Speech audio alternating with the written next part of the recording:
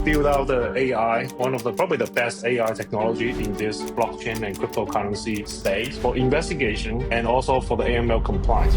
Crypto is borderless, it's liquid. It can happen like in seconds like that. The bad actors have been using that. Those Koreans are sitting on top of like billions of dollars of cryptos. The ransomware will try to like steal your data, encrypt it, delete it, and send you an email. Now I have all your photos, your files being deleted. Take me like 10 bitcoins. We want to leverage those AI into this vertical to protect our customers, investigate the financial crime, and then to streamline the compliance, the AML compliance. AnChain.AI is an award-winning agentic AI company specializing in fraud investigation and AML compliance. Trusted by global regulators, law enforcement, and financial institutions, including the US SEC, IRS, and FinCEN. You are one man of just a very small team, right? To get this rollout to 1 million views. Think about that, right, Sanjay? 10 years ago, to get to where you are right now, what's required? If you don't know how to surf, you won't be able to ride any wave, right? So you don't want to come crashing down. So you have to actually learn how to surf before you can ride a wave. So we have a Snap that is a plugin that can automatically tell you that, hey, are you transacting with a bad guy or high risk? Hey, is that an exchange or... All right, welcome everybody. This is the 25th episode, and we're thrilled to have Dr. Victor Fang, founder and CEO of AnChain.AI. Victor, tell us what we're going to cover on this episode. So first of all, we go over what AnChain.AI is. So we are the AI agent to fight financial crime and streamline AML compliance. And we cover a lot of aspects in the AI, agentic AI side of it, generative AI, RAG, and all these cool technologies. And also for the founders and for the business professionals, right? We kind of talk about what's the right way of learning agentic AI and how did you be more successful in this agentic AI decade? Awesome. Well, everyone make sure to listen to the episode. All right, everybody, welcome to the AI Space Podcast. AI isn't just the future, it's a force rewriting the rules of business, wealth creation, and society. If you're a founder, innovator, or technologist, this is the AI show for you. The question you have to ask yourself, will I blaze the path, follow the crowd, or be left in the dust? This is the 25th episode, and we're thrilled to have Victor Fang, Dr. Victor Fang, founder and CEO at AnChain.AI. AnChain.AI is an award-winning agentic AI company specializing in fraud investigation and AML compliance. Trusted by global regulators, law enforcement, and financial institutions, including the US SEC, IRS, and FinCEN. AnChain.AI software has underpinned over 870 million in seizures and recoveries worldwide. It's a top 10 fintech startup, CNBC top startup, RSA Innovation Sandbox Award winner. And so a little bit about Victor Fang, and we'll get into this P parentheses H.D. Is a Silicon Valley serial entrepreneur and hardcore data scientist specializing in AI plus cybersecurity. He's on the Forbes Council, authoring topics on AI, guest lecturer at UC Berkeley, 20 plus patents and 20 plus research papers around AI, ML, big data, 15 years of machine learning practice and 10 years of enterprise data science leadership experience at top VC-backed companies, and co-founder and CEO of AnChain.AI. I'm Sanjay Kalluvilayil, founder and CEO of Stonehaas Advisors, your trusted advisor for AI founders and businesses focused on go-to-market strategy and execution. Well, first of all, Victor, welcome. On the AI Space Podcast, we jump right in to highlight game-changing insights that help founders drive innovation, scale business initiatives. Once again, welcome. But what do you see as the hottest trends in AI? Yeah, hey, it's a great honor to be here. Thank you, Sanjay, for the very kind intro. So the hottest thing right now in Silicon Valley, as you all know, is the agentic AI they already mentioned. And there was a recent interview with Andrew Karpathy. He even said this is going to be a decade of AI agent revolution. And I totally agree with it.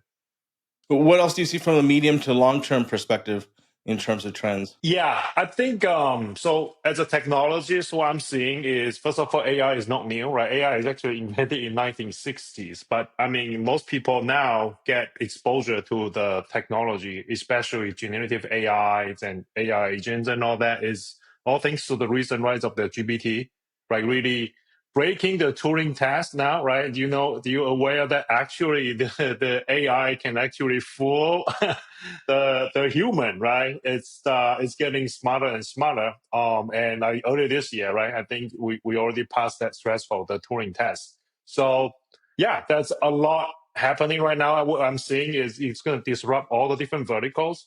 AnChain.AI, like you just mentioned, we are in the financial crime investigation and AML compliance, right? A tiny little sector is a $200 billion TAM market, but I'm seeing that as all the verticals are happening right now, that there's a lot of disruptions. Okay, Yeah. no, I appreciate that. And so, what do you see as the top AI strategies to grow and scale a business? I think first of all, the AI is a technology, right? So and it's very important to empower the human with agentic AI. That's what I'm seeing. I think that's probably the top strategy as a founder, or even you are in the professional in your vertical, right? So you definitely need to think about how to empower human with agentic AI. It's this year. I think this is just the rise of the agentic AI decade, right? And autonomous agents can react, can reason, can act, plan, and collaborate, right? So for those that have not used it, I would strongly encourage you to start to test it out, right? To see how you can actually leverage the agentic AI to make your life better or make your work easier. I'm sure that you will be surprised if you use it correctly. Yeah, okay, no, I really appreciate that. Once again, Victor, let's take a step back. Just welcome. We take a breath now. We can have a little bit of fun. Thanks for getting us going on that. Could you tell us a little bit more about your background? What Mhm. led you into this foray into AI and your path to AnChain.AI? Maybe talk about your early roles, your studies, etc. Right? I always dreaming to become a scientist when I was a little kid, and it's really great that the dream came true, right? I think one of the moment in my life that I really remember is actually the first time when I get exposure to this concept called machine learning. So when I was a second year in my college, I studied electrical engineering, right? So we're doing a course project, and the senior showed me that hey, this is actually what they're building to recognize the fingerprints and all that, right? So and I already learned image processing. So I was asking the senior that, hey, is that actually like you call a lot of rules to recognize the fingerprints and all that, right? They said, no, this is actually we're using a very different approach called machine learning. What we do is we label those fingerprints, feed into the computer. And the computer will figure out what would be the detection rules to classify, hey, this is a fingerprint of Sanjay or the fingerprint of Victor. And at that moment, I was like, oh my goodness. It was the summer afternoon. I remember very vividly. It was a shock. Like, wow, that's like software programming itself. That's computer is programming itself. It's very different than the old knowledge that I learned. That is, well, I have to hard code, hey, if else, right? We all studied computer science back then. Like, this is what you learn in programming class. So and I decided to pursue the career in the artificial intelligence. And back then, if you remember, it's called the AI winter. The ANN, the artificial neural net, failed because of the limitation of the backpropagation algorithm. I would say there's only like certain if you can only stack up that many layers, and then they will lost the decaying function of the gradient, the distributions and all that. Is a very mathematical term right there. But anyways, so their breakthrough like really came at the NIST conference. I was there. There was like what was that, 2009 something like that at NIPS, right, in Vancouver, when Professor Andrew Ng on the stage talking about, hey, we of this new technology, the deep neurals net, the CNN actually, the convolutional neural net is actually breaking 3 out of the 5 benchmarks. And at that moment, I was like, holy cow! Well, I'm really too late to change my PhD dissertation, but I'm actually studied manifold learnings and all that. But I was like so impressed by all these different the breakthrough in the deep learning space. And yeah, and then actually that's what led to right now in the entire AI space, right? People take it for granted that hey, yeah, ChatGPT is so accessible and all that. But you know what? Those are decades of research that has been done. And now it led to this step function in our time, which is the GPT and transformer.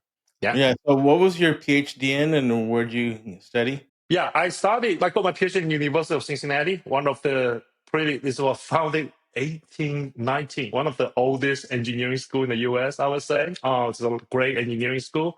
I specializing in manifold learning, which for those of you that are into the algorithm, the machine learning algorithm, those are actually under the hook is the same mathematics like the transformer model. It's the manifold learning, how to embed the graph in the manifold, right? So yeah, so that's what we study. And now I think it's definitely a different paradigm now. So now we can, with like GPU is much cheaper, and data is, there's a lot more data we can get access to, and there's a lot more vertical that we can innovate in. Yeah, manifold learning, etc. So some of the awards and recognitions that you've gotten. Yeah, so like for example, and after that, actually, I mean, AI, it's again, it's very theoretical, right? So my passion is I'm a technologist. I always enjoy building products, especially AI products. So I moved to San Francisco, right? It was like early 2010. Joined a company called EMC. We just started the big data and the data science team actually. So I'm actually very lucky to be the first cohort of data scientists when that term just being coined by DJ Patel. So yeah, so gotta chose the cybersecurity vertical back then, right? Like I said, like big data was actually the hottest thing back then in 2010. And I get to work on the most pressing problem where you get so much data in your enterprise network. And cybersecurity, it's a huge problem back then. If you remember, there was those APT, right? It's Advanced going to be a persistent bigger problem threats. with AI. Yeah, let's talk about that later. But it was but it's really great that like 15 years ago, right? I think it's we ride the tide of the rise of big data and machine learning and start applying machine learning to those big data and to detect the threats in the enterprise network. And it's just so successful. You know, it's detecting the things that we cannot be detected by rules for those in the firewalls and by the firewall. And we have a smarter algorithm that detect the packets that is malicious. Yeah. Yeah, we're going to do a little quiz for our audience. So you say the way you do PhD was a P, and then in parentheses you have an H with a pipe, and then a D with a closed parentheses, right? So I'll give you, maybe see how smart the folks are in the audience, but I'll give you a hint. The P is for probability. You want to explain the rest for the folks in the audience? Absolutely. Oh, it's fun. So PhD is just the way that we make fun of ourselves because we're all nerds in the graduate school. So P for probability, H for hypothesis, and conditional on data. So that's PhD. And this is actually the Bayesian statistics. And you know what? That's actually, I would say, to me it's like music. It's so beautiful that actually capture everything you're doing. Everything we're seeing is a probability, right? So and then it's you have to make a hypothesis, right, of the world, and hopefully you can find the right data to support it. So it's going to be conditional on the data. So PhD. No, I think that's pretty clever. I think it's pretty fun too, and that's a good way to summarize decision making in a way too, right? And then you did get Exactly. the RSA Innovation Sandbox Award and another quiz. For those RSA, do you know what it stands for? It's Revesh Shamir Edelman. They in 1977 they invented the RSA encryption technology, which has the public and private keys, right? So tell us a little bit about the award. That's really around cybersecurity, right? I watched your pitch Yes. last night too, just to let you know. Oh, thank you. Yeah. So, yeah. Well, that's So 2023, right? 2023, yeah, about 2 years ago. It's remarkable that we're the first actually Web3 company that get on the stage at the ISA. I think it's really we really appreciate that the ISA seeing the innovation and the impact we're making right in this tiny little sector. It's a $4 billion little sector outside of this 200 billion cybersecurity market, right? It's a little drop, but it's really great to get on the stage to talk about the problem we're solving, right? So to shorten the MTTR, right, the mean time to response in the crypto and blockchain space, right? And now with the new Trump administrations and all that, I think there was actually like we should be seeing more adoption in the crypto and DeFi and RWA and digital asset, you name it. And yeah, hopefully we'll continue to play impact in this space because we focus on using how to use AI to shorten the MTTR, the mean time to detection, and mean MTTR, MTTD and TT MTTDR. detection, and it great MTTD and MTTR. Okay, Yeah, so those used if to take hopefully days, right? Multiples of days. You can do in a couple of hours. Maybe you've reduced that by now too, right? but hopefully by minutes or seconds or Yeah, even further, can yeah. we even like prevent it from happening? Predict Right, it. that's the Predict. holy grail. Yes. So yeah, so getting there. Yeah, let's get into a little bit of AnChain.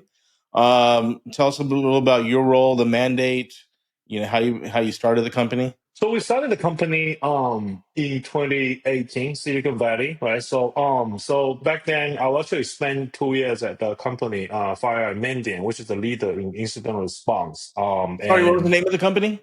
Mandiant, it's called Mandiant. So now it's actually part Mendian. of Google Cloud. Google Okay. acquired it after I left. But if you search my name, you probably will see some of my algorithm, my AI algorithm is still protecting the Google Cloud, which is something I feel very proud of.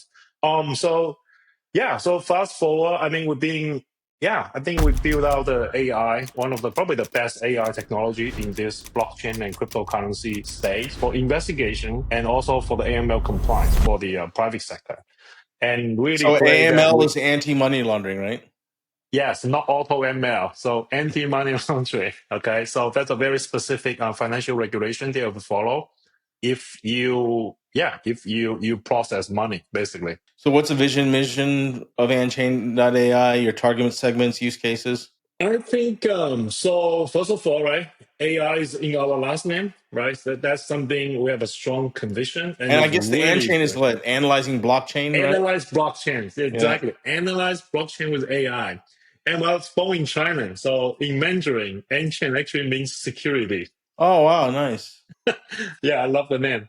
So the mandate, right, the vision and all that. I think, yeah. First of all, we're AI company, right? And remember, we actually have the AI in the name, and it's even before the rise of GPT. I think most of the people get to know about AI after ChatGPT. Actually, like it was a fun story I can share with you when we talked to one of the clients from the U.S. government, right? Like that was 2 3 years ago. Yeah, and yeah, he told me that, hey, wow, you guys are amazing. The AI just came out and you're already using it to investigate crypto.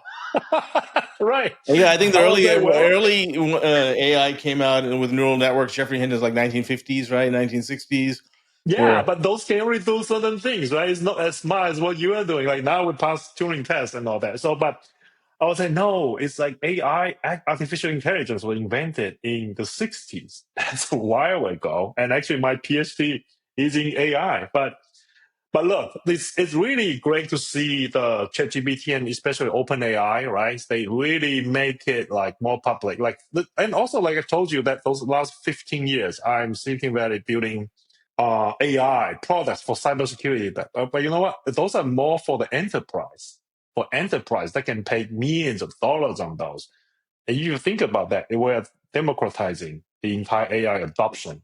Right now, the consumer can get access to those AI. And you know what? The AI you're using is probably better than the one that we built like 15 years ago, right? That we spent millions of dollars of R&D in building those AI algorithms to detect the cyber threat in the enterprise setting for the banks, for the hospitals, and all that. But now you're seeing that, yeah, those AI are super smart that the consumer can get access to. Yeah, that's our mandate. I mean, we want to leverage those AI into this vertical to protect our customers, right? To investigate the financial crime and then to streamline the compliance, the AML compliance. So let's start with that. I think I always believe that to build a great AI product, you have to focus on a niche market. Okay, startup, you shouldn't focus on a broad platform. It's rather that you pick a little niche and just become the king of that little niche. So that's something we're being pioneering. Yeah, no, I think that's very important insight for any of the founders, startups out there. Instead of just going broad, focus on a niche and get very good at it, understand your niche, understand the pain points,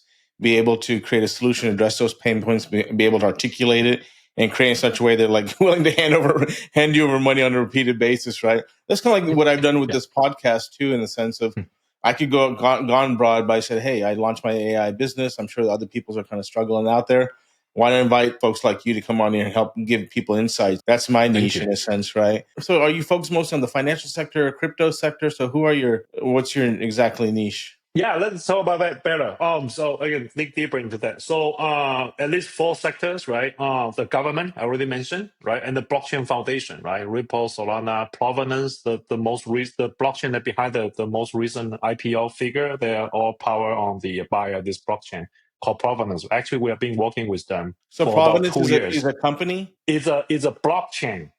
Okay, gotcha. Under like it's what the figure that figure market just went IPO recently, right? A couple of weeks ago, and under the hook is on their digital So because asset is when actually I kilo. understand provenance in a blockchain context, I think of Yeah, like the supply chain, understanding the origin of where your coffee beans came from, all the way through to when it gets to when you're drinking it, right? So yeah, that's and then but they pick a vertical in the HELOC in the mortgage space, the uh, financial space.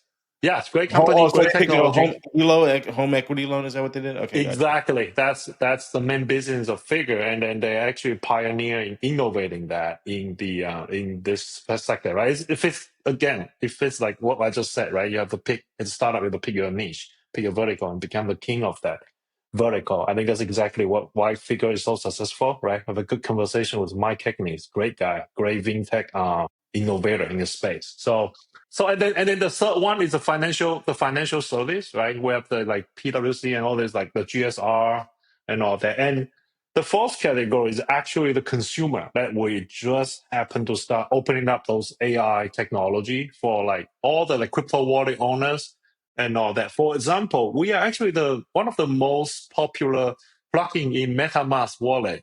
MetaMask is one of the maybe Yeah, the most popular wallet, right? The yeah, crypto holder, the Ethereum ecosystem, now they support a lot more.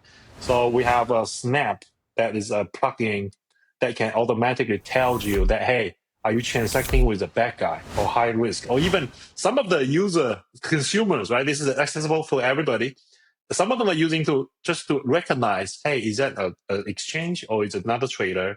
Just to get intelligence in this massive space. Yeah, the yeah. blockchain space. So let's talk a little bit about that. You talk about anti-money laundering. So the way I understand money laundering, I mean, a simple way is like whether it's criminals or whatever doing unlawful or illegal activities, and they have funds from illegal activities. So, I got to be careful what I say because sometimes these podcasts get shadow banned, or if you say certain words, so it's so kind of crazy.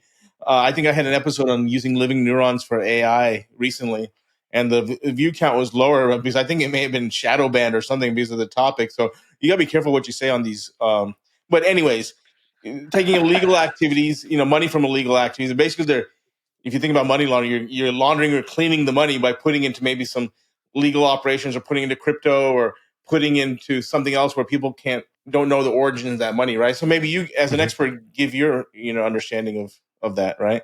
Yeah, absolutely. Yeah, I think the way you're saying, like, without getting into the details and Yeah. all the scary formulas and all that, right? So, but I think AML, yeah, it's exactly what you said. The bad guys trying to hide their proceeds and under the usually like a legitimate business, right? So, Yeah, but if you then watch when you any of the move. mafia movies, you can get, or any of these movies, you kind of get a gist of that, right? Oh, I think the accountant in those movies, right? Those are one of my favorite, like the laundromat. Actually, that's based on the real story, right? The laundromat is usually, I Yeah, the mean, the laundromat. mafia. Yeah, yeah, exactly. Like, oh, it's the laundromat that process $10 million a year, right? Which is actually is pretty quiet usually. So I mean, yeah, that's like the money. Actually, the how the world money laundering came out, right? Yeah, So and so and that's and not just those guys. Then you said like also if somebody has a MetaMask wallet, because I get these emails too, like your MetaMask, blah blah blah, or Coinbase, somebody sends a fund Mhm. or whatever. So and it's very difficult these days to understand who's legit and who's not legit, and I always look Yeah. at the sender, who's sending it, all that kind of information. Maybe you can. How do you protect a consumer, right? Yeah, so I mean, like making a comparison, right? It's like the old world is like the money laundering using like fiat money, right? So Right. but now in the crypto, you think about crypto, it's borderless, it's liquid, it can happen like in seconds, like that. The bad actors have been using that. Those Koreans are sitting on top of like billions of dollars of like cryptos, right? So and yeah, then they make those proceeds by hacking, right? We are involving those like high profile investigations and all that. And I think with AI, we can first of all, right? It's like a map.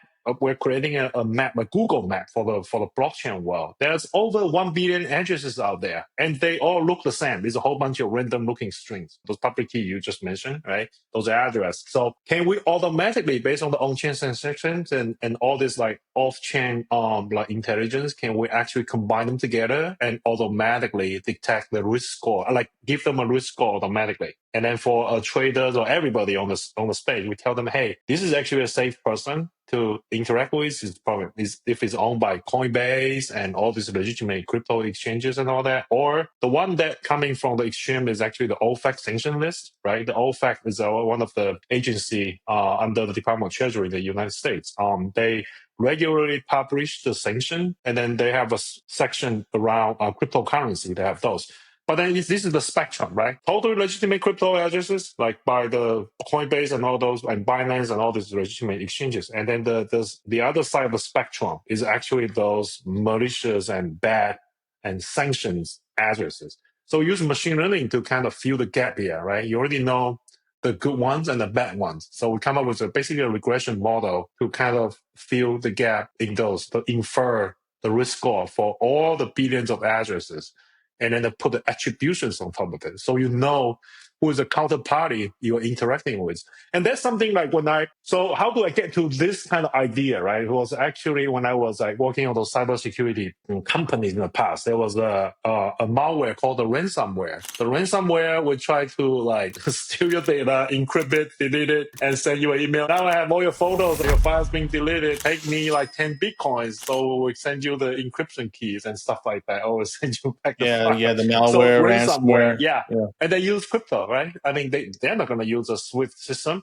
for that. They're not going to, right? So it's much easier for the hacker to use that. So we start building back then in the cybersecurity company, right? So we wrote a little bit script to do tracing on the Bitcoins and all that, but very, very quickly we feel like that, hey, there's actually a lot more we can do, right? So with all these different technologies out there, there's like in the AI, and the nice thing about blockchain and smart contracts and all those data are actually publicly accessible. In the cybersecurity, I remember when I was building like those AI products in the cyber, the barrier to entry is actually not the AI, I would say. There are actually a lot more smarter data scientists and AI researchers than me, but the block there is actually the data, right? Like if I think about Goldman Sachs and BOA and Wells Fargo, they're not going to give you their enterprise network packets and all that. Never. Right, unless you're a legitimate cybersecurity company. But if you look at the blockchain and this open financial world, all the data are publicly accessible. So that's what I feel fascinated. We can move the AI here. For those that don't know, after the Great Recession, or what do you want to call it, 2008, 2009, Bitcoin came out as a peer-to-peer cash system.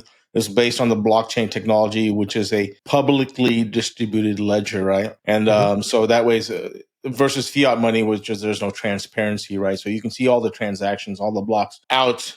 And when you talk about on-chain, that's on the chain. There's off-chain activities, et cetera, right? Mm-hmm. So, and then the cool thing about this is all the security, the cryptography that's surrounding Bitcoin, blockchain, et cetera, right? So how did you transition from cybersecurity? So let's talk about, so this is a technology section. So what tools and frameworks are essential for building a solid AIML architecture and tech stack for AnChain.AI? But let's talk about how you went from cybersecurity into blockchain crypto world, the technology side of it, right? Actually, in fact, if you think about it, it's all about the same mathematics, right? So like I said, I'm a trained scientist, AI researchers and all that. So to me, I'm able to understand what's going on in those formulas, like transformer. It's all based on that attention is all you need paper that came out 2017, right? One of the most seminal publication in AI, I would say. And how do we... Yeah, attention to all you need. Talk about the transformer model and lay Exactly. the And now it's foundation getting a for a lot lot more of, better, right? So those like multi-head, the attention model, now it's getting a lot more smarter, and DeepSeek to come up with these new OCRs and whatever. So, but anyways, I'm more focusing on how do you leverage those cutting edge researches in AI and then enable in our verticals to make the world a better place, right? There's a huge gap there, right? From the paper coming out from a research lab to the actual product, the AI product that can solve a real world problem. This is actually a huge gap. So being running like company like AI products in those big and small companies, right, in the past 15 years. So our formula is right, in any good AI products, the tech stack or whatever you look at it, there's 4 layers, right? First of all, right, you got to understand the problem, and the way to approach that problem is what? UI and UX. How is the end user were able to use your tool? And they're going to use the tool through some front end or interface, right? Use the entire user experience that you have to focus on. And actually, you know what? That's the top. That's the actually a lot of people focus on the layer underneath that. That's the AI, right? But I think to me, the UX and UI is super important, right? Because that's where you create the value. So the way I look at it is the UX UI is number one, then the AI, and then the data, and then the infrastructure. Those 4 layers. The UX is about how the user will interact with your AI, right? The AI is the brain of the system. And the data is actually the key to the AI system, because like AI is garbage in, garbage out. Okay, if you don't change your model with the right data, or your data is accessing the wrong database, and then your AI is accessing the wrong database, I guarantee you're not going to get any good results out of that, right? And under the hook, where do you run those, right? The GPU, or like cloud, like neo cloud, or those hyperscaler. Really enjoy that podcast you have with Atlas Cloud, right? So, and then on premium, it's different.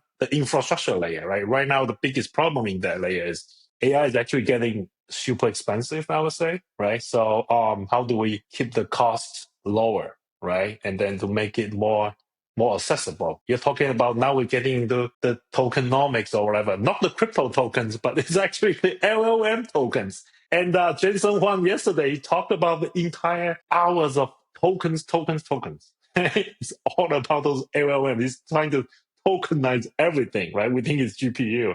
And this is what's happening in the infrastructure layer. So Yeah. those So 4 layers. yeah. Mhm. So let's talk about the blockchain cryptos. I know blockchain they use like SHA-256 in terms of security, etc. Right?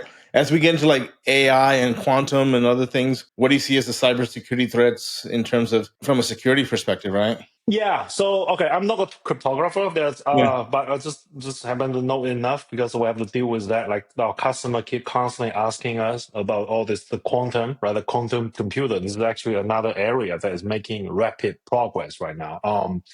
So the RSA, those algorithms are based on the ECDSA, right? One of the cryptography, the elliptic curve, right? That's one of the cryptography algorithm, and it's based on this public and private key there. So it's assuming it's very hard to reverse it, right? But quantum computer can just do it in a O1, like a one operation, because they can literally do it a massively parallel guessing, try to break this whole thing, right? This very different than the current CPU infrastructure. This is a totally different way of computing, right? So yeah, but actually, you know what? There was actually already cryptographers in the blockchain and crypto space already have those it's called PQC, right? Post quantum cryptography. I just met a guy, a professor, one of the top professor in San Francisco recently, right? To talk about all this PQC. So there's already post quantum cryptography algorithms out there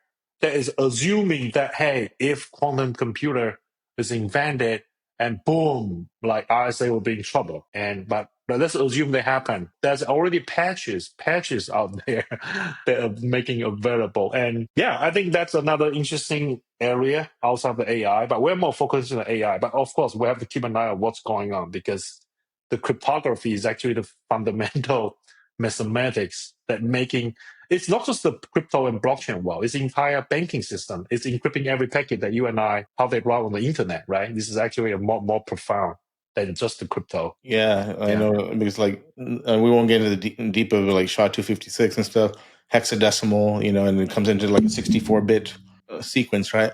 So in terms Mhm. of what you said about the tokenomics, right? So if we go back to that, if we go talk about the LLMs and the transformer model, right?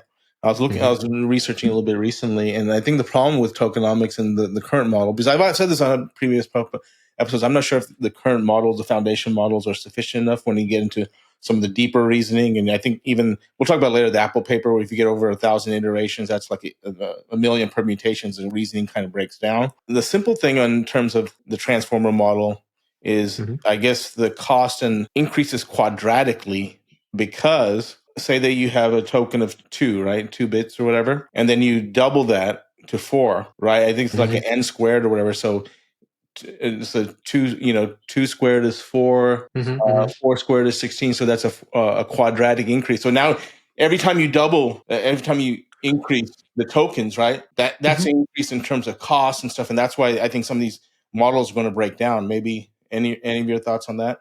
So are you talking about the training or the inference? Well, I think the way embedding does, so you create a matrix. So whenever, because when you're doing embedding, right, you So have you're talking about training. I think you're yeah, going talking about yeah, training. yeah. So when you have every, say, the Mm-hmm. just a simple sentence like the cat is black and sitting on the fence, right? Then it Yeah, has a relation. It puts a relation, a mathematical relation in the embedding to every word to each other. It's a matrix, right? So as you go exactly. further this No, that's a way, manifold. then you're going to be It's a like, manifold. yeah. So if you get to a large token window, right, Yeah. that's a lot of debt right there in a sense of technology, right? Yeah, without getting too much detail, it's a very hard problem. You're talking about this one of the key steps, right? The embedding in the training side of it. How do you build a training that say, like, for example, the tricky example I like is actually like the word Apple, right? Without context, what is Apple? Is a company? Is a fruit or what? So, but then the nice thing, like the example, I guess, right?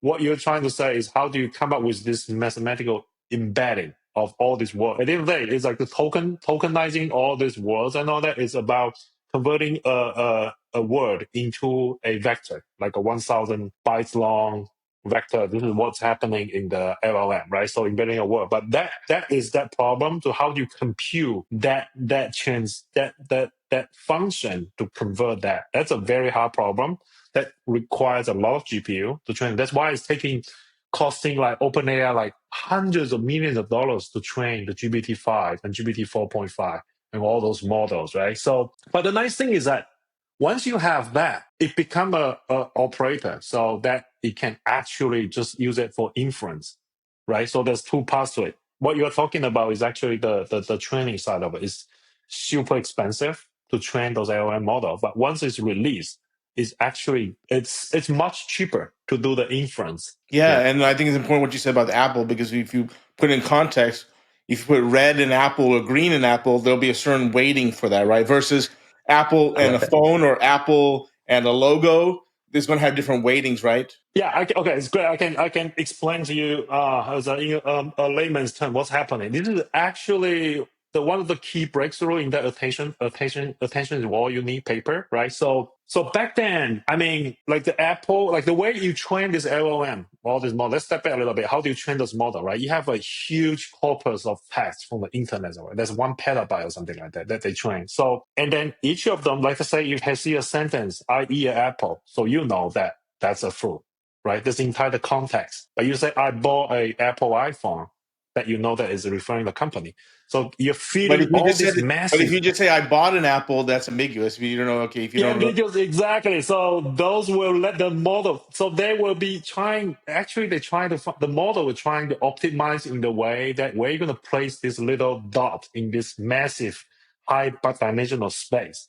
By the way, that's the manifold learning stuff I talk about that I studied in my graduate school. Right. At the end of the day, this is all these little words. They will form some shape in the geometry. Then when you see this word apple, right now you actually have a ambiguity is there. It depends on the context. You have to be aware of the context. So, and that's where the attention model comes in. That was tells you that, hey, when I see this word, I'm going to search around and looking for another spots of the words and see, okay, is that, do they see the word I eat apple? Do I see the word eat? Then I know it's a fruit. So this is actually what that training would be solving. Like, and under the hood, this is one of the suggestions, right? A lot of the AI petitioners and all that, right? So I think this is you should better you should also be curious about what's going on. Like what Sanjay, you're asking those very cool questions that actually mathematically it's actually what's written in the paper, but intuitively what's going on with all this math is trying to solve. They try to embed a point in this huge dimensional space, high dimensional space. And that's eventually that's what transformer trying to do.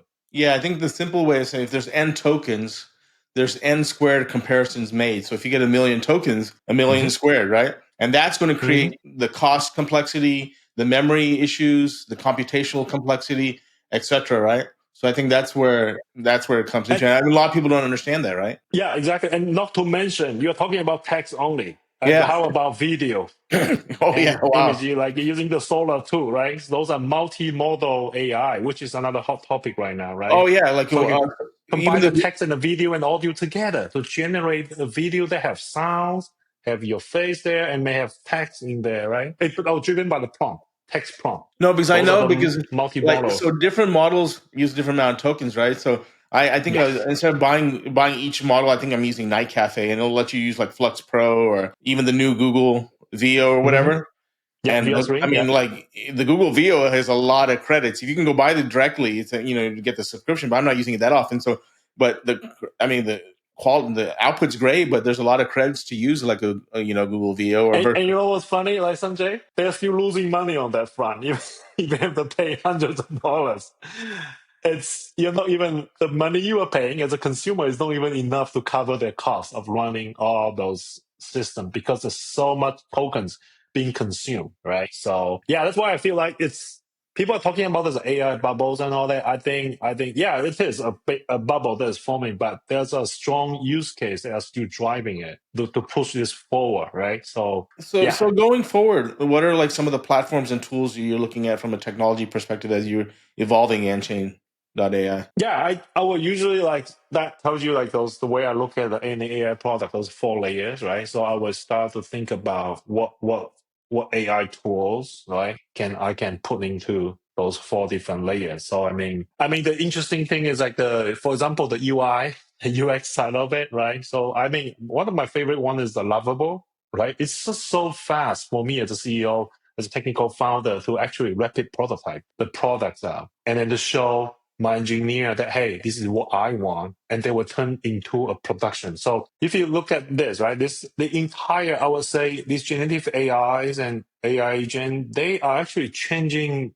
the way how we build software massively. In the old days, right, whenever idea I want to build a product, I have to involve the PM, right, and then the designer to design a nice mock-up in Figma and all that, and then front end, back end, all these engineer have to be involved. You're talking about maybe four people, and maybe it's going to take 1 month to see that prototype came out, and then you have to start iterating on that. To build MVP, the minimal viable product. But now we're seeing that with lavables and replics and all and cursor and all that, right? So you can actually shorten that to like days for other than months. Okay. And less people are involved. And actually my team really enjoyed this shift because now they understand, oh wait, this is what Victor wants. And he already showed me the prototype front end code. There's no room for guessing. Okay, this is what Victor wants, and we'll figure out. So how to roll this out as a product, right? So But back I do then, have it's a the question entire around that. process. I do have a question Yeah. around that. I think these tools are great. I've used most of them, right? So here's my Hmm. question. A lot of times, you get it going on a certain place, then you ask it to fix one thing. It fixes that thing, then it breaks everything So else. tough. So then Hmm. sometimes you have to prompt it like, "Don't break anything else. Go fix this." Right. So how do you go around that problem? All right, that's why I keep saying prototype. Prototype. Okay, you gotta listen very carefully. Yeah, I heard you say that, Prototyping, but for the audience that's out there, they and think why? Let me explain everything's going to why. be magic. It's not magic. I think there's no easy button It's at the not end of magic. It's all computer science. And the actually, that's the point we already touched, right? When we talk about I at Apple and all that, that's a context. Right now, if you're using all these cursors or lavables and under the hook, there are only a few LLM models that are empowering them. It's the biggest one, the best one is Anthropic, the Sonnet 4, right? Cloud code. GPT-5, the cloud, exactly, cloud code. But then under the hook is the LLM model, is the Sonnet 4. That's that model is empowering that. And now I mean, cloud 4.5 came code, out, right? So, yeah. and I think So they rebuilt Slack, a Slack equivalent in 30 hours autonomously. yeah, exactly. And then the point I'm trying to get there is the context, right? So all this LM model, and that's exactly that point you make, right? Why you cannot scale out? Why can I put like 1 billion tokens that you Oh, can that you don't search want to for. do. It'll You overwhelm don't the want to do model. because it's gonna get super. It's not even possible in today's architecture, right? Because the GPU have that much RAM memories inside. No matter the H100 or the B200 or whatever you're buying, right? There's a limitation in the architecture side of it. They can only package that much of the window, the context window in there. One of the things we're doing, right, that is called the context engineering. Again, this, if you're into the AI engineering side of it, this is the context engineering. So how do you package this entire knowledge in a certain amount of window that you won't break a leg? Because like they're gonna, those token windows and all that can be super expensive if you actually are feeding millions of And then tokens into. if it gets into this stuck loop where it's just sort of thinking and processing. Sorry to hear that. Yeah, hopefully you have you Yeah, have on then that. you lose. Then you're on the free package, and you're like, then you got to upgrade to the next package, right? All the time. So the way the best practice I figured out is actually, first of all, you have to be okay. You have to understand all this limitation of a tool. Like exactly the problem you said is probably when you try to fix this thing and it break other components in your software. It's probably like the code is one out of the context window because you are not doing the right context engineering, right? So the way I figure out, and our engineering team kind of figure out, is actually like you have to be specific. Well, you know that this LLM can only think within the memory, the context window. You formulate your problem in a very specific way. Hey, I want to build this UI with those three button and doing this and that. That's it. And that's a prototype, okay? And you kind of change, and then once it's done, you transfer it to the professional engineers to really to build it. And you know what? Our engineer, like they will look at this code, but then they are not going to use any of those. They say, "Oh, this code is piece of crap. I'm gonna build it." But now at least they know exactly what I want. They will build this whole thing out. It was in a better better architectures and all that. But I think this would be maybe like 20 months from now. It's probably we're going to see a very different world in the engineering. I think this is constantly improving, right? Like the context window will become longer and longer for sure, right? Those are just the inevitable technology trend. Yeah, I think some of So these. yeah, I just don't want people to be naive. Like, oh, I'm just going to vibe code and it's going to be there. You have to plan it out. The coders and programmers and developers that actually have a structured process are able to do that a little bit better. Security, authentication, actual deployment are issues. But let's get into this. What about the AI space podcast resonate with you? That hey, maybe I want to be a guest on the show.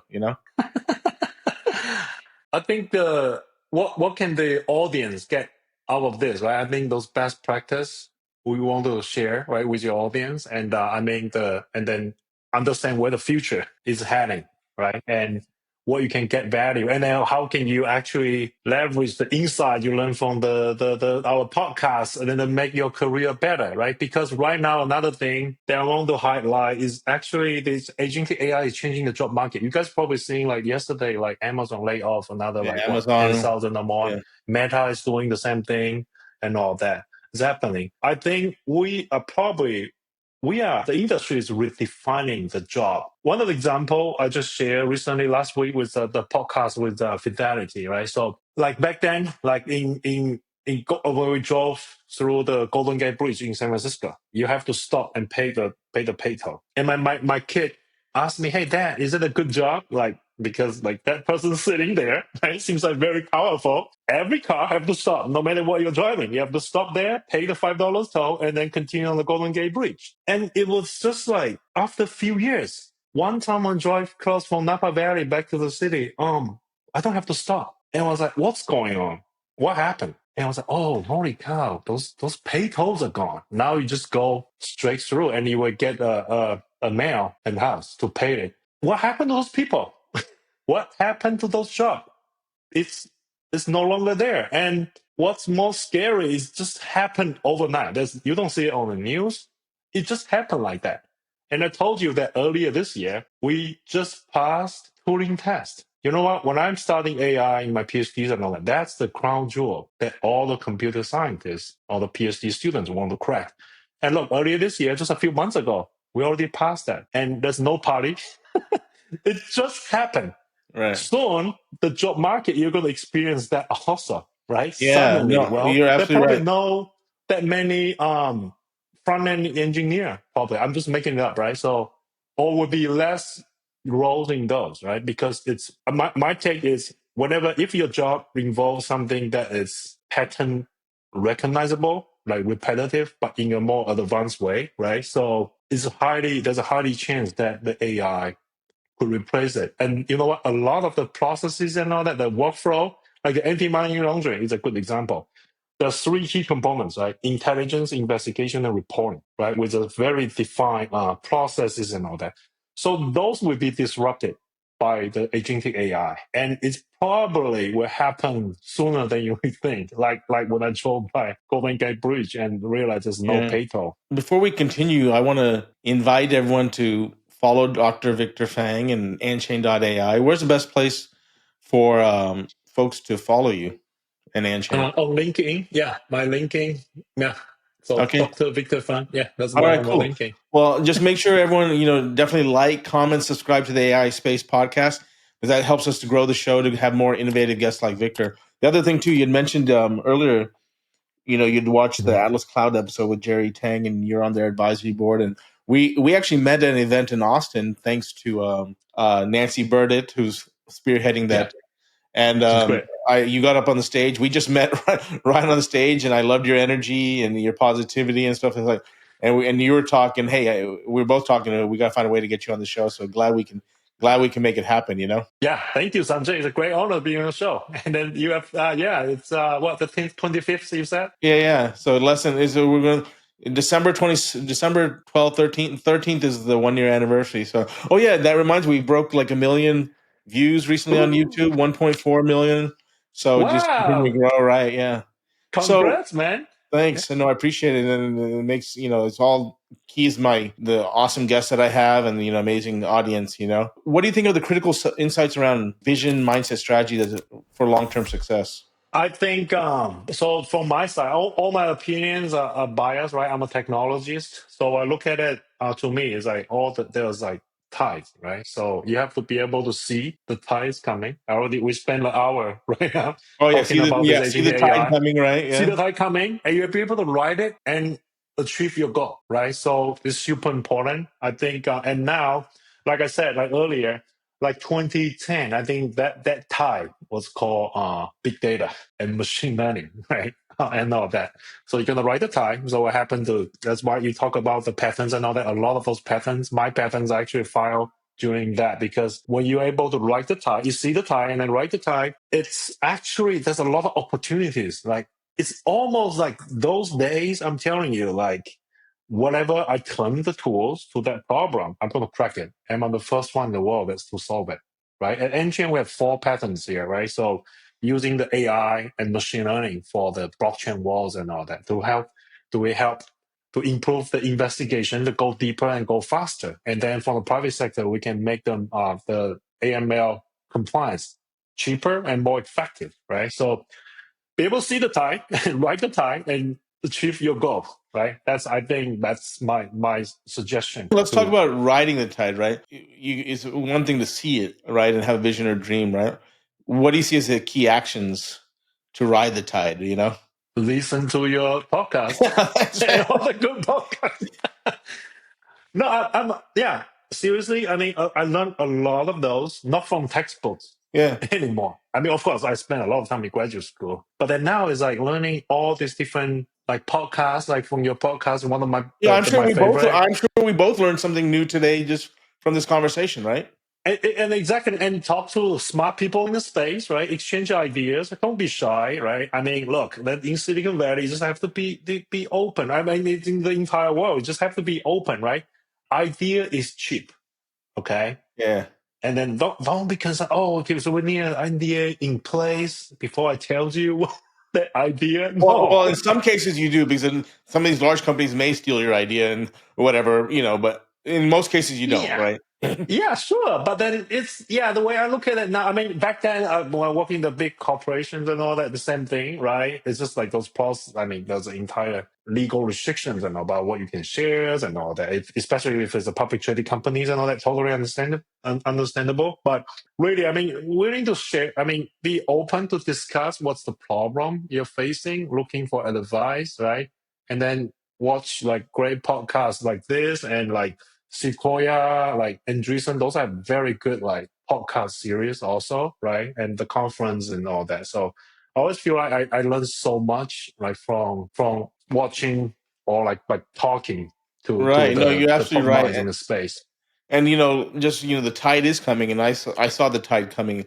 With this new stuff like 2 years ago. So like I turned 50 2 years ago, and I actually got some Oh, certifications in AI, ML, and like doing different things. Right. I've been now doing this 10 months. My knowledge has increased exponentially. But I'm encouraging folks out there, go read some initial. I'll post up the white papers that we did. Read a white paper, right? And you're like, you may not understand it. Guess what? Go into like a tool like Perplexity or Claude or ChatGPT and ask questions. I actually the whole N squared thing actually asked, hey, what are the limitations of the transformer model? And I read through it. It's like, boom, boom, boom. You can kind of understand things, and I think that's a good way to start. My recommendation is now is the time because if you don't know how to surf, you won't be able to ride any wave, right? So you don't want to come crashing down. So you have to actually learn how to surf before you can ride a wave. yeah, exactly. And then lastly in that podcast with Fidelity, right? So one of the audience asked, "Hey, will AI replace my job?" Right? My answer was actually like, "Okay, the AI will not replace your job, but the peer that equipped with the AI will replace your job." And I mean, you want to be that person that equipped with the AI, so you can continue to win Well, in I this also have it new from a different perspective era. too. Yeah, no, you're absolutely Yeah. right. At my age, I'm not so sure how hireable I am, and I'm sure there's a lot of people in that same boat when you're kind of expensive guy on the payroll. But I don't want to be in that boat anymore, that corporate cycle. So I said, you know what, I'm going to go learn AI and build out myself. And I built out my consulting Hmm. company, and it led me to become a creator. And I'm actually getting into like creating even some of my own animations and art for the podcast. I'm using editing team, but I'm using these tools to actually optimize my podcast, and actually that leads into growing. How do you grow and scale a business? I get the insights from all these amazing guests. I've been applying them to grow my podcast to 1 million Wow. viewers. I mean, it's not like, I mean, I'm applying everything I can learn from my guests. Every episode I'm tweaking based on insights I get. I'm sure the stuff that you said today for the next episode that's coming out after you, and even your episode, I'm going to apply some of the insights to make it even better. And actually, yeah, this is one of the topic that I want to discuss with you also, right? You talk about, hey, streamline the entire operations and scale the business and all that, right? I mean, you already touched that point that, hey, you are one man of just a very small team, right? To get this roll out to 1 million views. Think about that, right, Sanjay? 10 years ago to get to where you are right now, what's required? A lot more. Probably the entire marketing team to kind of help you And get there like it'd 10 be years much ago. more expensive too. I mean, tens of thousands of dollars. And I Just look at think some of the about, most yeah, those successful logistics. podcasts. They've been around Yeah. for 8, 10 years. Mm-hmm. And when I'm feeling down or depressed, because I just broke it, because I was like at just a week ago, I was at only 700K views or whatever, but I was being consistent, right? And streamlining, being creative, blah blah. Then the last episode just popped, and Yeah. and so it's just that consistent. But I'm using tools. I have editing team, right? I'm Yeah. using some of my own consulting knowledge, 30 plus years to grow this. So, Awesome. and then Awesome. and so what are your insights on how are you going to grow and scale AnChain.AI to the next level? So I think I want to quote Sam Altman, right, the OpenAI founder, right? He predicted the rise of the one-man unicorn. I think this is what's coming, right? And then you can, I'm hoping I'm one of those guys. yeah, exactly. It's Or coming. We're maximum going to five that to ten direction. people. But I think, yeah. But okay, my take on that is, I don't agree that a solo founder can do that much. I believe that you need a team. You need a Yeah. team. It may not be full time, but it may be part time or contractors or external. Exactly. Yeah. So you need a company, or like you think about any business functions and all that. Like from my perspective, but at least you need three persons. Right? One is the I builder, agree. the A person that built triumvirate. it, You need a and triumvirate. Yeah. marketer and the salesperson. At least those three, right? To get this So thing repeat become your a three again. look. Yeah. Builder, marketer, and sales. Yeah. Well, for me, I put it as the visionary, the technologist, And then Yeah. to me, the marketer that understands But you are the marketer. the sale. Well, the funny part is I wasn't the marketer. I was like the visionary strategist guy. And I said, hey, where are the leads? Where's nothing growing? I had to learn, I had to put on a CMO hat and I had to become that. But I'm using tools Yeah. to do that, you know? Exactly. And I mean, and the AI can actually fill the gap, right? The most important thing, right, is actually to recognize your weakness, right? I'm a technologist. I really suck when it comes to go to market, right? It's really great to have this opportunity to chat with you and all that. So, Yeah, that's my strength. um, My strength is go to market and Exactly. execution. That's the right mindset you should have, right? Okay, you're gonna recognize, you're gonna understand yourself, right? And then everybody have weakness, right? Nobody's perfect, right? So I'm a technologist. I'm very good. I'm very proud and confident in building products, especially AI products. But when it comes to marketing and sales and all that, I could do it, but I don't enjoy it. I better work with people like you Well, to the do funny it, part is right? when the market, I assume when I worked in corporate, Global 500, Fortune 500, the Mhm. marketing and sales was handled by somebody else. So I had to focus, get the strategy and execute, right? But when there's no Exactly. marketing and sales existing, especially if you're a startup, you have to learn to figure that's the most important thing is lead gen and getting your Mhm. clients. Because if there's no Yeah. revenue coming in, you're burning either your cash or somebody else's cash. And that's value Yeah, but destruction. the way you're thinking that, the way you're formulating that, you already have this systematic mindset that hey, I break it down into the product, the marketing, and the sales. Right, the product is the core. Marketing is to get your name out there, and sales is to be able to bring in revenue. Right, so I think 3-person unicorn is definitely coming, and I think I'm more correct than Sam Altman in that front. No, I think Because if to you get really one want to man, get you that, have to get to three men first. you would need three. You need a triumvirate to make that happen. And then I mean I always believe in teamwork, right? So I just feel like one person can only do that much, right? I'm not So doing this. I'm not doing this all by myself. Even because I exactly, do have external teams that help or whatever, but more on a contract yeah. basis versus a full time And team. yeah, and then to scale that, right? I mean, first of all, right, you even though I think you already have a very good like system mindset, like you just said, you break it down into components and all that, right? And to scale it, when you see those key components that we just talked about, right? So how when you identify those key components, that you think about, hey, what's the strategy of growing each of the function, right? If your product sucks, when the software sucks, then okay, can we leverage leverables and replicate or cursor to amplify, to make it better, okay, to augment your team, your engineers. And then the marketing, you got to think now there's a lot of AI SEOs and all that. Well, the And funny part there's is people say yeah, when I first started, people say, "Man, you have really good content," but nobody's watching it. And so I that finally is had to marketing. and then I had to like start looking at okay, had to look at my thumbnail because if the thumbnail's not good, people are going to click. You know, it's on your phone. Everyone's doom scrolling. If the Yeah. title's not good, if the keywords aren't out there, and if you don't figure out those three right away, it doesn't matter how good your podcast is or anything. No one's going to see it. And that's an art and science, actually, right? And it's all at the end of, and then to get to that level, it's all about taste, I would say. Yeah. Right? So Well, yeah. understanding your audience's taste, you know. So let's talk Exactly. about democratization. So, what do you see as the key opportunities and challenges making AI more accessible to people from various backgrounds? Yeah, it's great questions. I think I just mentioned to you like that U.S. government client we had to say, "Hey, AI is new. Great to see you guys doing using AI to solve these problems and all that." 3 years ago, right? I said, "No, AI is not new. It's actually been around for since 1960s." But the AI he's talking about, right, as a consumer, as an individual, is like ChatGPT. Okay. And the moment that got me thinking about like one is really thanks to OpenAI and those company, right? They're really democratizing the AI, right? So I told you that back then the AI I built is mostly for the enterprise, protect the banks, protect the hospitals, right? And all that. Yeah, it's super advanced. I know it's super powerful, right? And there's a lot of revenue you can make there, right? In the enterprise software, but now ChatGPT make it to consumers and all that, and that's democratizing AI. I think that's super critical, right? So I think we all need to appreciate, right, that OpenAIs and all this company are making it public to the consumers other than holding it up for the enterprise that will charge them $1 million, right?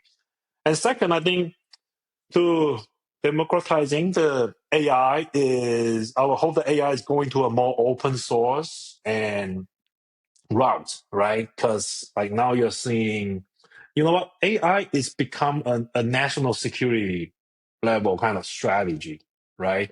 So now the US, the China, the Europe, and all that, they're all building the best AI, right? It's the AI arm race, I would say, right? So, and I would hope that the future, right, the route we're heading to is like we have more. The AI companies should be embracing open source. They will be more willing to share how they build those algorithms, other than holding it, right? And also, hopefully, the GPU and those token per million tokens per pricing and all that could be much cheaper. So you can get access to those AI inference at a reasonable price, right? But I'm telling you that right now, like even you pay $20, $200 to OpenAI, they are still losing money. Okay, that's just the economics. But they have a different approach. It's a very typical Silicon Valley startup approach. You want to grab the market first, right? The bridge scaling to get all that. So do you have the habit? I mean, now I rarely go to Google these days. I go to Perplexity or ChatGPT, because unless I want to search very specific stuff, I'll go to the Google. But if like for more knowledge related questions and all that, which we actually most of the question we have is like more knowledge related. So we go to ChatGPT because they can summarize and give me more insights right away. Otherwise I have to spend like hours figuring out what's the Google page trying to tell me, right? So You talked about open source, but the interesting thing now, OpenAI, ChatGPT, they've restructured now. They've created a PBC, which is Public Benefit Corporation. I think OpenAI is going to, the nonprofit side is going to open a certain percentage. Microsoft's going to open, I think, own like 27%. Then the rest are to the employees and investors, right? So that's going to be kind of interesting where that goes. And then, that's a whole different animal. But in terms of ethical AI, how can we balance AI innovation and responsible development, right? What do you see going down the road? perspective I can share, right? So one is actually AI, the ethical AI, responsible AI, right? Those are super critical. But right now you're gonna zoom out and look at where we are in this entire tide. Okay. I think we are just at the beginning of this entire AI breakthrough.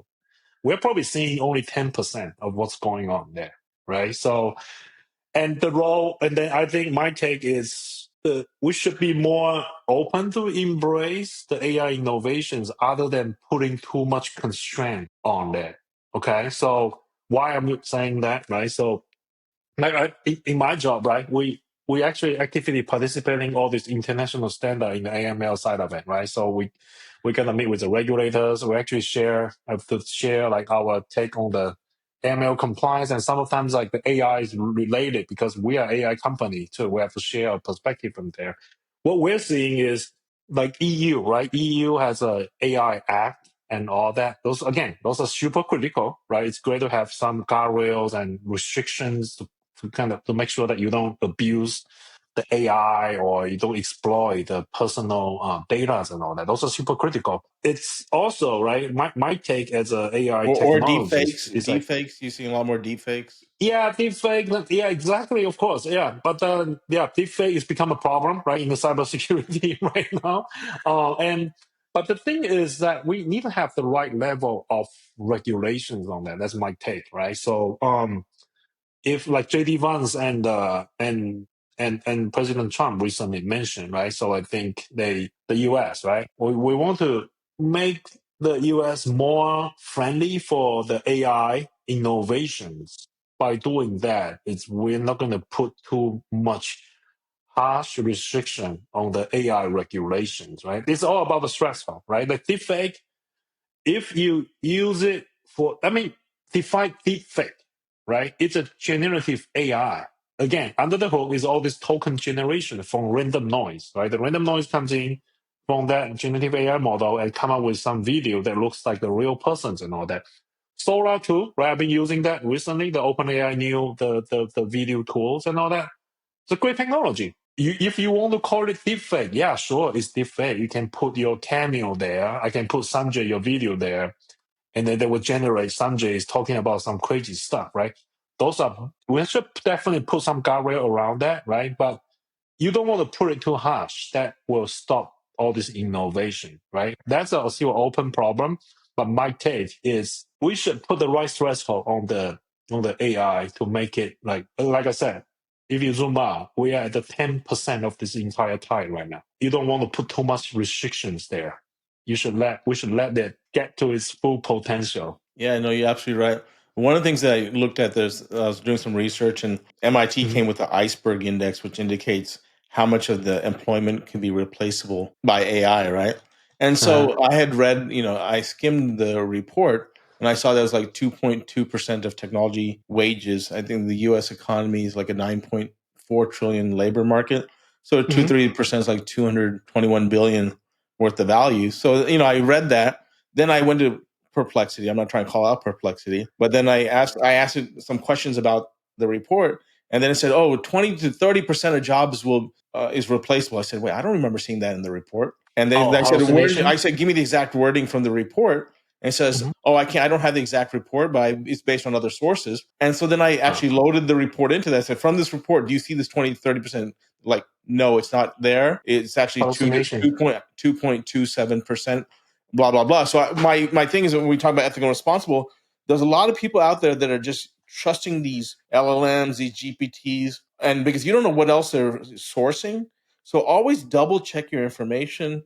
You have to have intelligence, and don't blind it, because I think there's some company that submitted, some documents, legal documents, and it's all chat GPT based. And so just, I'm trying to separate the signal from the noise, right? And I would just want to warn people out there, just don't always believe 100% what's coming out of a LLM or a GPT, Yeah, and again, that's called an AI hallucination, Yes. and that's one of the big limitation of the transformer model, right? Again, right? I don't want to get into the formula, like the mathematics side of it, but actually, the way you can think about all this is actually if you stop the transformer, there's a threshold, right? Do you want it to have more creativity, or you want it to stick with the rule, the facts, right?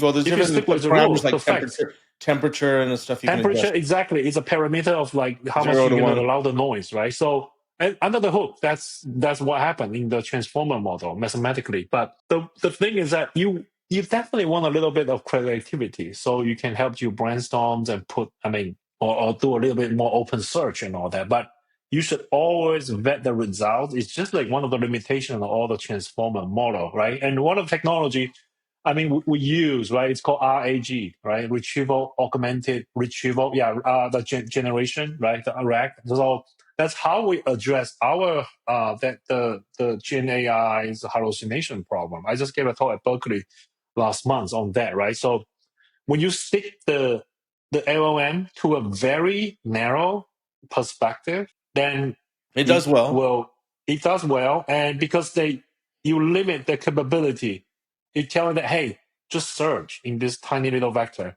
Don't brainstorm. Just tell me what's in here. This is the entire technology, the RAG, right? And of course, there are people now are talking about, hey, RAG has problem. Of course, all the tools have problems, right? But you, as a technologist, you have to understand the limitations and put them at the right right use cases. Yeah, it's kind of like, I put it in a human perspective. You can go back to university, right? You're sitting at a test, and you're like, I studied the material, but the professor asked me this question. And so if you think about RAG, RAG is like an external file or database that you're trying to retrieve Yep. all your external databases. Like, how do I get to this answer? And because you have to answer the question, you make up something to the best of your degree. And sometimes it's good, sometimes it's not. It's kind of like similar to what the LLMs do, because it doesn't want to it doesn't want to fail or look like it's not smart. I'm just being, I'm exaggerating a bit, but that's kind of the way to think about it, right? Yeah, exactly. And this is actually the recent paper, I think from OpenAI, right? It's called what? Hallucination is inevitable, something like that, a couple months ago, right? So they kind of research into that. I think they get into the theoretical side of it, right? So, and that's why actually I put I author the AI auditing white paper at ISACA, right, last year. And the first and most important thing I mentioned is, as a business professional and all that, you should also learn about how the AI was built and who are the roles that involved in building the AI.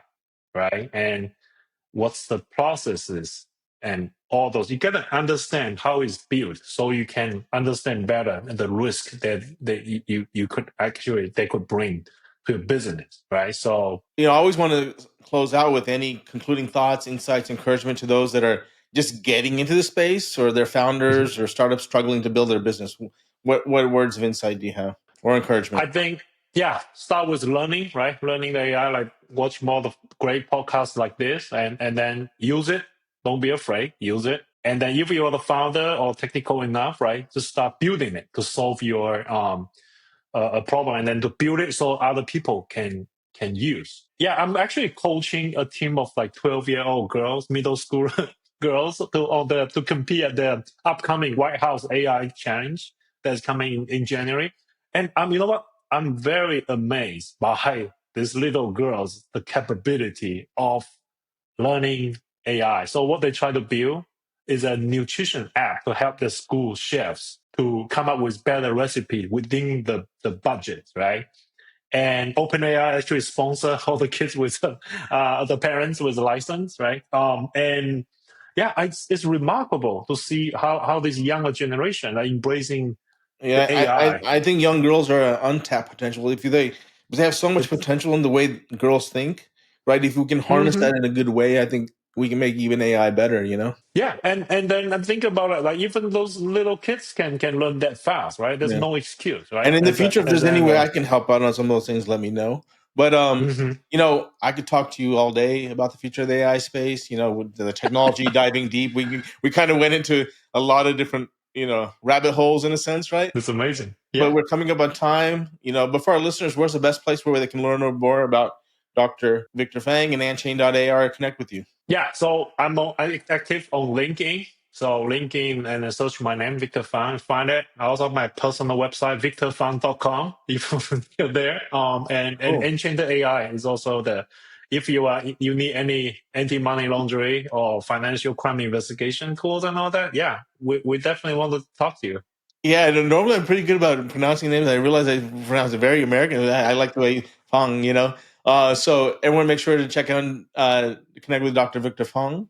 And don't Mhm. forget to follow us on LinkedIn, subscribe to our YouTube channel, find us on your favorite podcast platforms like Spotify or Apple.